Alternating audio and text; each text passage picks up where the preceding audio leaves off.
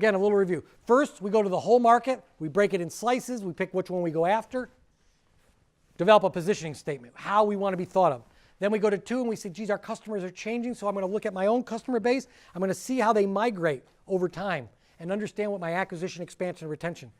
Then third, once I know the positioning statements out of both of those first 2 steps, then what I do is I say, how am I going to build a moat around my business using brands, offering, and relationships?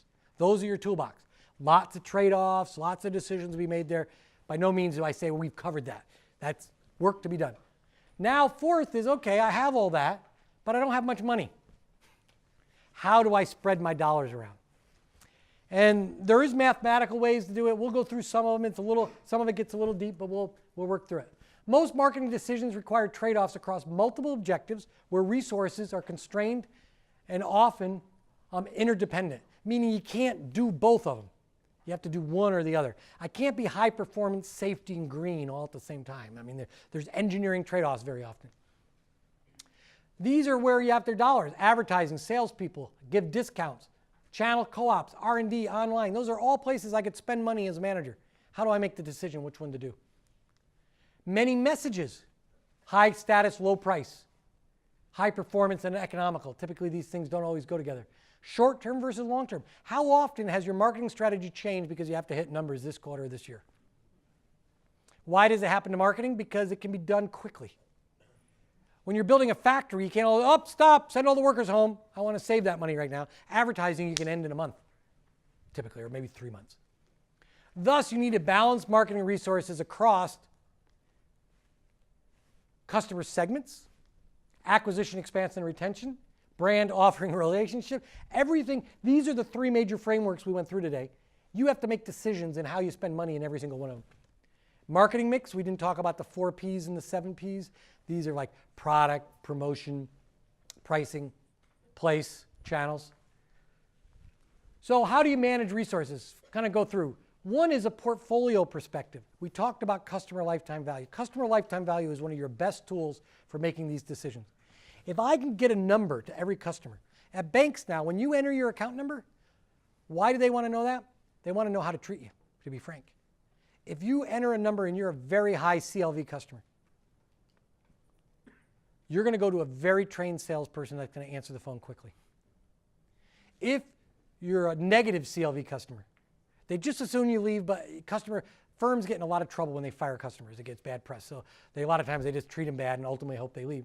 So what happens is, then you go to the trainee where they have 100 calls stacked up in 5 trainees in a room. And they do that off your account number. They treat you different based on your CLV. Do you ever get in an airline earlier because of your CLV? That's what a reward system is. If you have to prioritize, it's better than revenue. Sometimes high revenue customers aren't actually always the ones you make profit from. Sometimes it's been a study been done in the auto industry. One of the worst industries you can sell to is the auto industry if you're a manufacturer of products. Why? There was only a few of them this was a study done a number of years ago. They would extract so much money. Now I'd say it'd probably be Walmart. You know, if you're a supplier to Walmart, they're always looking to take money out of your hide. For a while, that was the auto industry. They had a very good system for cutting price. So none of the suppliers were making a lot of high margins. But people liked the auto business because it was so big. So in that case, going after the big bubble would probably not be the right solution.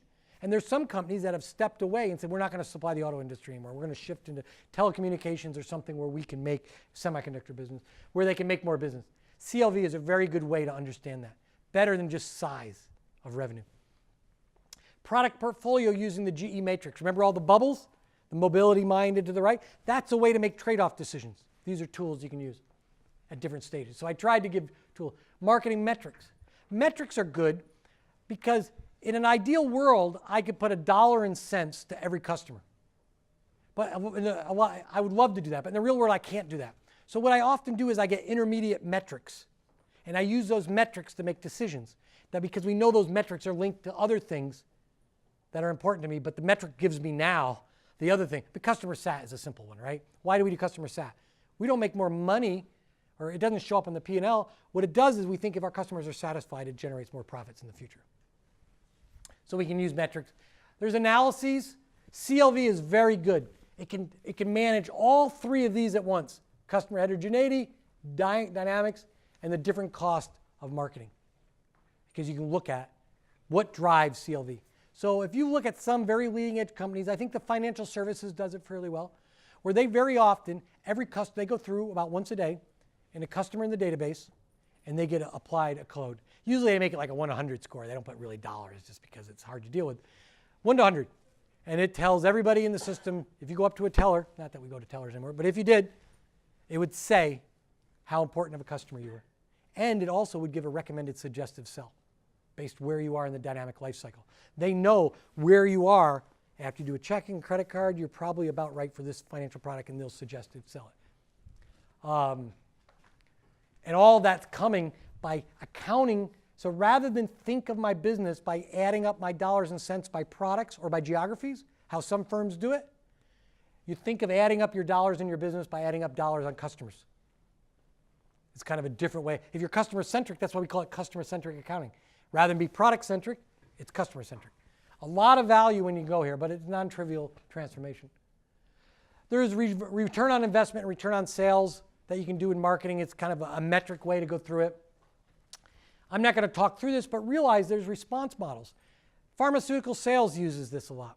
What they go through and do, if you have a lot of salespeople, think of it as a black box. I can feed in information about salespeople and get an ROI out.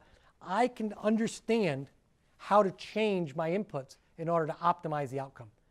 And it's a mathematical technique for doing it. For brand, for salespeople, they have standard software packages to do this, where you feed in the stuff about your own firm, sales and brand spending, and it calculates this and tells you what you ought to do. Or you can hire a consultant and they'll spend hundreds of, if not millions of dollars and tell you how to do it. But the sales force and brand advertising has been done already. They're out there. And then we talked about choice models, and we talked about conjoint. Conjoint lets you do trade-offs. Choice models gives you the impact. How much does a percent change in the input impact the output? Isn't that a nice thing to know how to shift your spending? Here's the GE matrix. I'm going to skip that. We talked about that already. No perfect system. If I couldn't do all this simultaneously, it would be a huge equation. So how do we do it? We need a problem simple enough and transparent so managers can believe it. If you come in and you go to your boss and say, oh, I ran it through this unbelievable, sophisticated, and here's the right answer. They're going to like, okay, a little more? No, trust me. Look at the equations. They're like, yeah, I don't buy it. So it needs to be transparent so we can understand, but it needs to be sophisticated to account for the interdependencies across multiple time-varying inputs with different elasticities. That maybe sounds complicated, but just a lot going on. So how do you do that? So we do, the best method typically is an iterative approach. You do it over nested levels of decisions where each level can be understood and managed. Once you make that, you move to the next level and make the next level of decisions. And that's kind of how we recommend doing it. And also the nice thing about that, there's a short feedback loop. In other words, if I'm optimizing here, let's say just on acquisition, expansion, and retention, I learn what works and doesn't work, I can immediately adjust the system. Once I optimize there, then I step back and go to the next and looking on branding and how to spend my money between branding and relationship. So at the end, I'll give you a little bit different. Here's the levels and the way to do it. First, selecting the who and what to sell across all potential customers. Approach, segment, and target, STP. Decision criteria, attractiveness, and competitive using the G matrix. We showed that. Improvements, smaller segments, and do it with CLV. So I'm outlining how you would do it. We've done these, but I know we've done it fairly quick. Selecting the second level decision.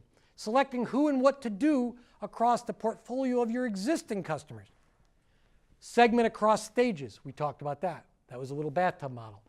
Decision criteria, CLV of customer personas. So I wanted to invest in the baby EMBAs, not the one-timers. So again, I do STP first, then I go optimize this. How can I improve it?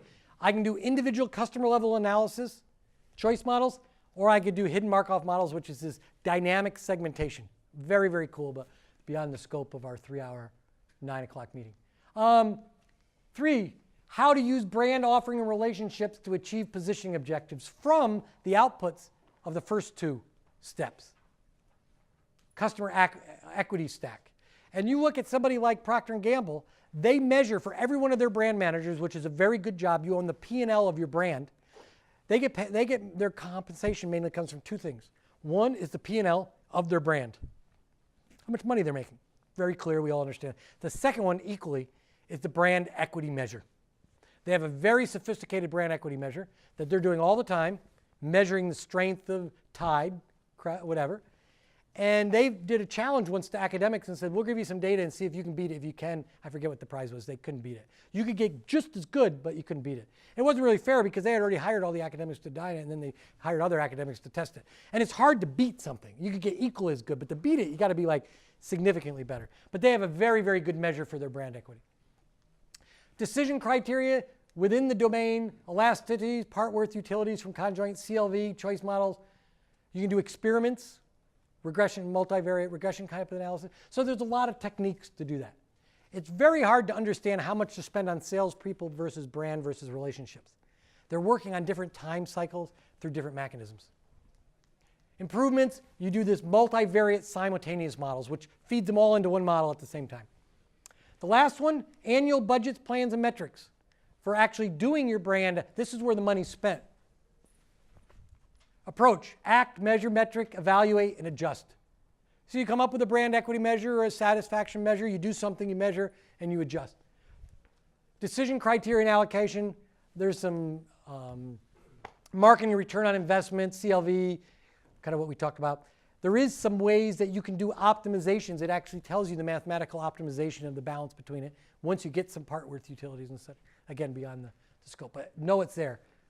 Improvements, more refined metrics, and more refined models. And all of this is being done at some firms. I wouldn't argue every firm should do all this. Some firms, you got to look and say, that isn't a big play in my business. This is, so this is what I'm going to concentrate. You have to find, this is kind of, if you did everything right, you would do all these things.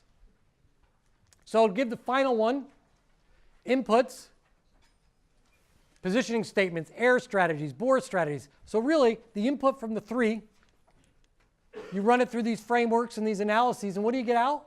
You get your plans and budget, what you do every month, and your metrics. You want to measure things along the way so you really know what's going on. Now I'm going to integrate all of them, and then we'll turn over to Brett. Integrating 4 marketing principles. Analysis of all customers. Managing customer heterogeneity. STP, perceptual centricity cluster. This is like the real Cliff Notes. If you want to forget everything, just look at one page. Okay, what do you get out? You get positioning statement. That tells both internal and external what you want to be.